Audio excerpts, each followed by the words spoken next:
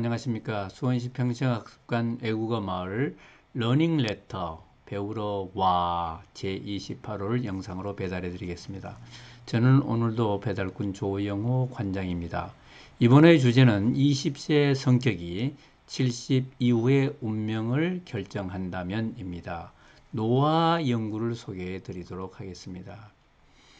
연구 소개에 앞서 저희 어머니 얘기를 좀 해보겠습니다. 저희 어머니는 1920년생으로서 2019년 4월 달에 100세 생일을 맞으셨습니다. 그 현판이 보이죠? 예, 100세 생일날 찍은 사진 보시면 머리는 하얘시지만 피부도 괜찮으시고 눈도 초롱초롱하시고 총명해 보이지 않습니까? 예, 정말 몸을 움직이는데 전혀 문제가 없으셨고요. 생일 잔칫날 며느리와 함께 춤도 추는 모습입니다.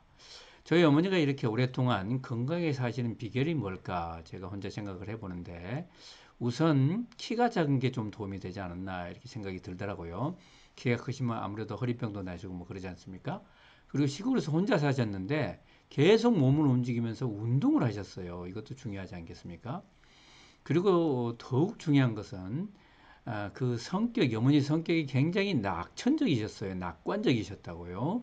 전쟁도 치르시고 뭐 온갖 고난이 있으셨습니다만은 그걸 잘 극복하시고 유머도 많으시고 토끼도 많으시고 노래도 잘하시고 굉장히 즐겁게 사셨거든요. 그게 영향이 크지 않았나 이렇게 생각이 됩니다. 과연 제 생각이 맞을까요?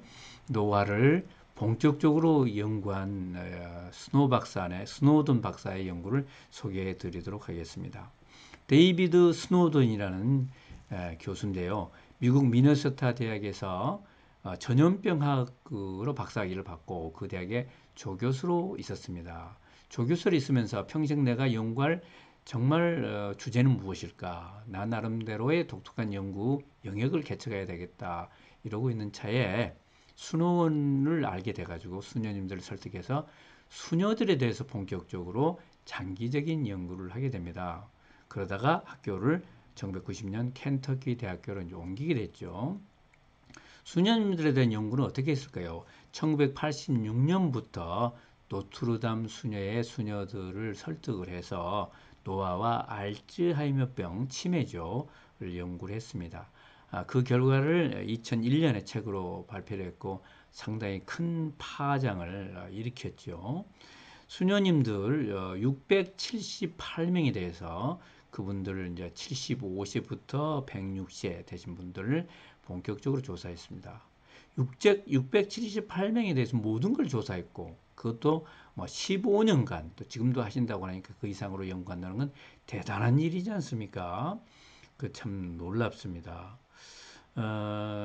그 연구를 도와준 수녀회를 잠깐 알고 넘어가시는 게 좋을 것 같습니다. 노트르담 수녀회인데요. 이 수녀회는 독일에서 만들어져서 미국으로 건너왔고 전 세계 여러 나라에 또 활동을 하고 있다고 합니다. 주로 교육을 전문으로 하는 수녀회인데요.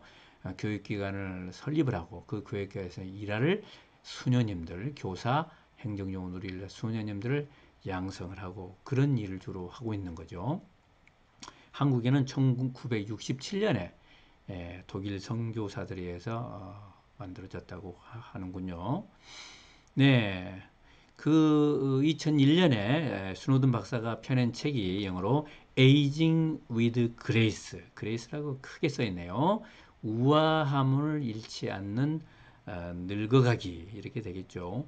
What the non-study teaches us. non-study가 수녀 연구입니다. 수녀가 non이고요. 수녀 연구가 우리에게 가르쳐 주는 것. 그래서 이제 오래 살면서도 건강하고 좀 의미 있는 삶을 살려면 어떻게 될 것인가 이제 이런 책이다 그런 얘기가 되겠습니다. 우리나라 이제 번역본 우아한 노년은 2003년에 나왔습니다. 2001년에 미국에서 책이 나왔을 때 타임즈에서는 커버 스토리로 다뤄줬죠. 대단한 관심을 보였습니다. 수녀님들이 출발은 비슷하게 시작을 하죠. 비슷한 여건에서 비슷한 교육을 받고 비슷한 일터에서 시작을 하지만 나이가 들면서 수녀님들의 건강이라든지 여러 가지 면에서 차이가 벌어지기 시작합니다. 예를 들어서 이 두 수녀님과 같은 편차가 생기게 되죠. 이 마리아라는 수녀님과 돌로레스라는 수녀님이신데요. 이 두 분은 히틀러 시대 때 독일에서 미국으로 동시에 넘어오신 분이고 같은 교육을 받고 비슷한 상황에서 수녀 생활을 시작을 했습니다. 젊었을 때는 두 분 다 총명하다 그런 평가를 받으셨는데 마리아 수녀님은 평생 재봉틀을 일을 하셨고 70대쯤에 알츠하이머 증세가 나타나서 은퇴를 했습니다. 그 이후에 알츠하이머 치매로 인해서 고생을 많이 하셨고 결국 80대에 돌아가셨습니다. 반면에 돌로레스 수녀님은 재봉틀 같은 단순 작업을 하지 않고요. 학생들을 가르치면서 계속적으로 공부를 하셨습니다. 석사를 마치고 박사까지 하셨고요. 또 자리를 옮겨서 대학 교수가 됐습니다. 마리아 수녀님이 은퇴하실 때에는 아프리카 케냐로 가서 새로운 임무를 맡으셨고요. 마리아 수녀님이 돌아가실 때에는 지능검사에서 거의 완벽한 점수를 받았다고 합니다. 알츠하이머에 걸리지 않으셨고요. 오랫동안 사셨는데 제가 자료를 보니까 몇 세까지 사셨다는 것은 나와 있지가 않더군요. 어쨌든 이토록 같은 시기에 출발한 같은 수녀님들이지만 차이가 많이 났다는 겁니다. 어때서 이런 차이가 날까요? 여러 가지 요인이 있을 겁니다. 우선 뭐 유전적인 요인이 이제 있을 거고요. 유전자 연구도 이 연구에서 나오기를 합니다. 그 교육의 효과도 있을 거고요. 여러 가지들이 있을 겁니다. 그런데 교육이라고 하더라도 본인이 선택한 거잖아요. 그래서 어떤 사람은 계속 교육을 받고 노력을 하는 그 요인이 무엇인가? 어떤 사람은 그런 교육을 또 안 하는 요인은 무엇인가? 이런데 연구자들 고민 끝에 또 우연히 20대 초반에 쓴 수녀님들의 자서전에서 그 단서를 찾기 시작했습니다.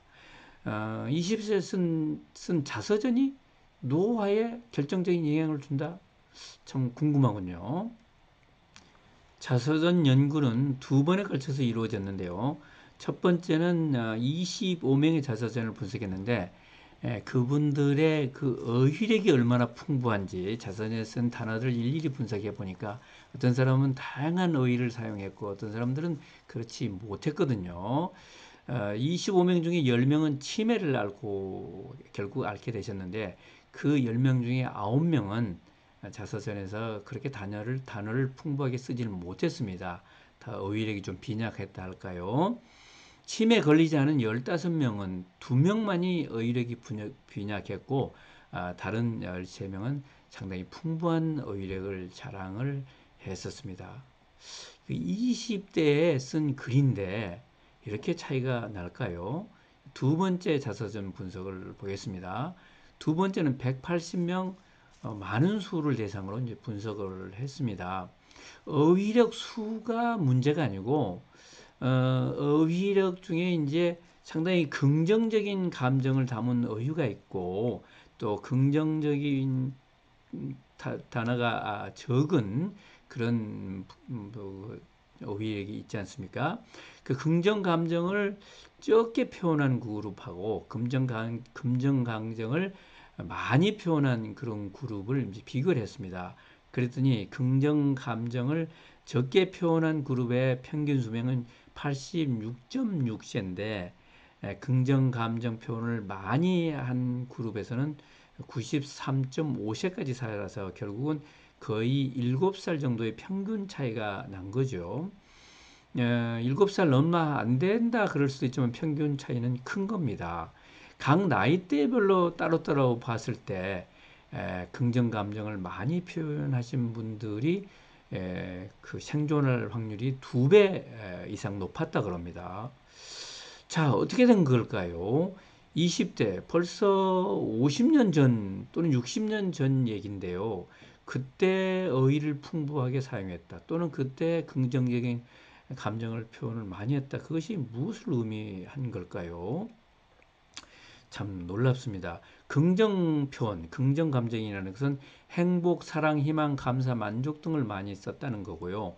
부정적인 감정 표현은 슬픔, 두려움, 무관심, 고통, 수치 혐오 등을 썼다는 거고 나머지는 이제 중립적이다 할 수가 있겠죠.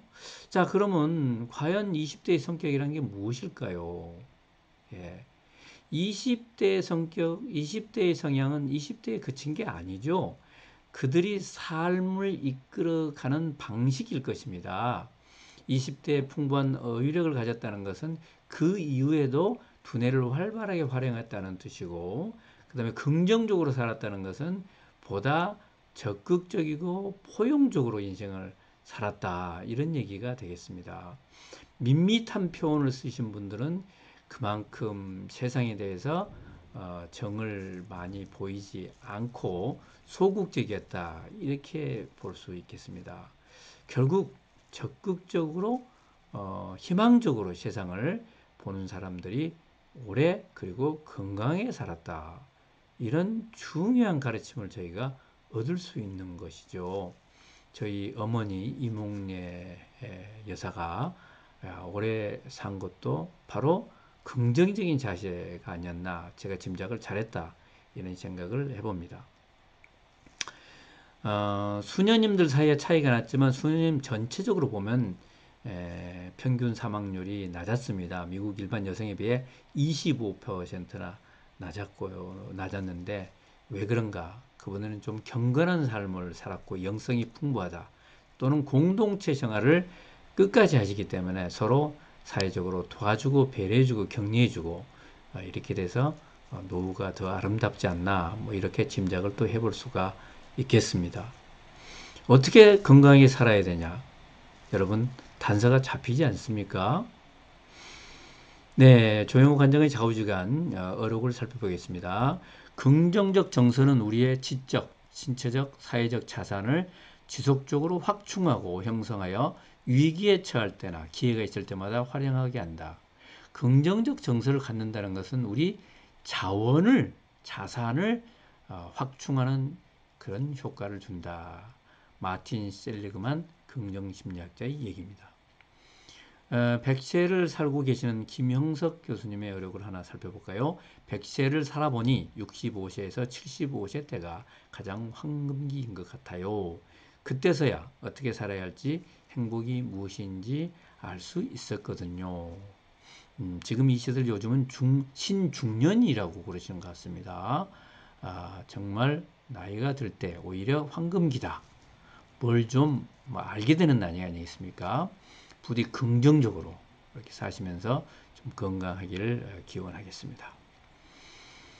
여러분 평생학습관 홈페이지 자주 오고 계시죠? 5월달 27일 열린 시민 강좌는 김동연 경제부총리께서 오셔가지고 유쾌한 반란, 좀 주어진 대로 그저 살지 마시고 꿈을 가지고 있는 자리를 뒤집어 보자, 도전을 해보자, 뭐 그런 내용을 말씀하실 것 같습니다. 거리의 인문학자와 하는 소통 인문학도 있고요. 또 뭐가 있나요? 이제 온라인 월담회 행복한 노후를 위한 인생 시크릿. 여기서 노후 얘기 또 나오네요. 그 다음에 아동학대에 대한 얘기도 있습니다. 아주대학교 소아청소년학과 교수님이 이런 아동학대 문제를 많이 다루면서 안타까운 마음으로 우리 시민들과 뭔가 공유를 하고 싶다고 합니다. 지금 우리 평생학습관은 1학기 지금 수업이 계속되고 있고요.